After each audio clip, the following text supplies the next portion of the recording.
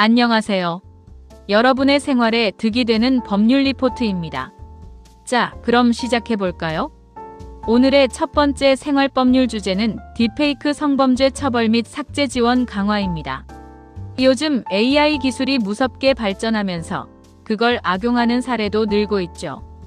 특히 딥페이크, 가짜 영상을 가지고 사람들을 괴롭히는 범죄가 심각한데요. 다행히 우리 법이 딥페이크 성범죄에 대한 처벌과 피해자 지원을 팍 끌어올렸습니다.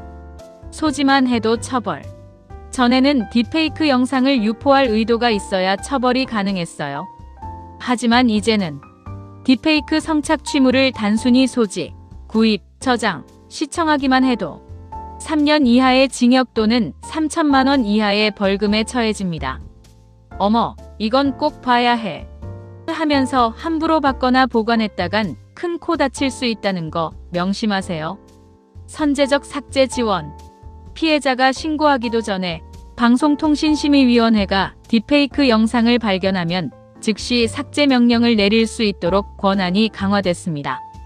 피해자 입장에선 정말 든든하겠죠? 더 이상 딥페이크 때문에 혼자 끙끙 앓지 않아도 된다는 거.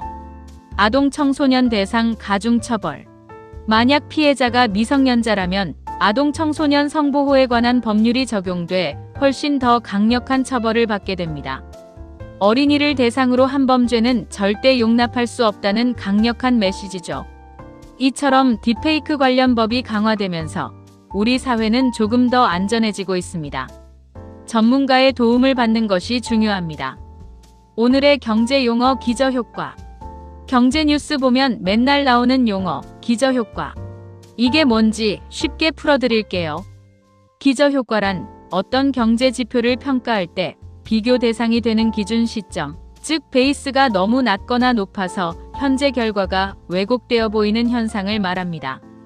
예를 들어볼까요? 작년에 전염병 때문에 우리 가게 매출이 거의 없었어요. 1억 원. 그런데 올해 상황이 좋아져서 평년 수준인 10억 원으로 회복됐다고 칩시다. 그럼 매출 1000% 급증. 이런 기사가 나올 거예요. 헉, 엄청난 성장. 하지만 1000% 급증했다는 건 작년에 워낙 매출이 낮았기 때문이라는 거죠.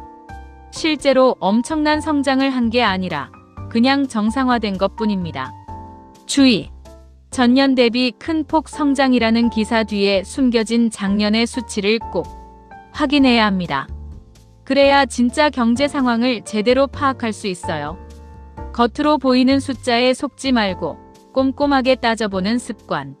중요합니다. 헷갈리는 법률 용어 상속과 유증. 재산을 물려받는다는 점은 똑같은데 뭐가 다르냐고요? 쉽게 설명해 드릴게요. 상속과 유증의 차이점은 법이 정하느냐 아니면 내 의지가 포함되느냐에 달려 있습니다. 상속은 민법이 적용되어 사망 시 개시됩니다. 상속 순위는 법이 정한 순서로 1순위 자녀 및 배우자에게 공동 상속됩니다. 유증은 망자의 유언을 통해 특정인 가족이 아니어도 가능하며 재산을 무상으로 주는 것을 말합니다. 중요한 건 유증은 상속인 가족들의 유류분, 즉 최소한의 상속분을 침해할 수 없도록 법적 제한이 있다는 겁니다. 가족들의 기본적인 권리는 보호해줘야겠죠. 마지막으로 최신 판례, 휴대전화 비밀번호 제공 거부와 방어권입니다. 최근 대법원에서 아주 중요한 판결이 나왔습니다. 바로 휴대전화 비밀번호 제공 거부와 방어권에 관한 건데요. 수사 과정에서 피의자가 휴대전화 비밀번호를 알려주지 않았을 때 그 행위가 공무집행방해나 증거인멸에 해당하는지가 쟁점이었습니다. 대법원의 판단. 대법원은 이렇게 판결했습니다.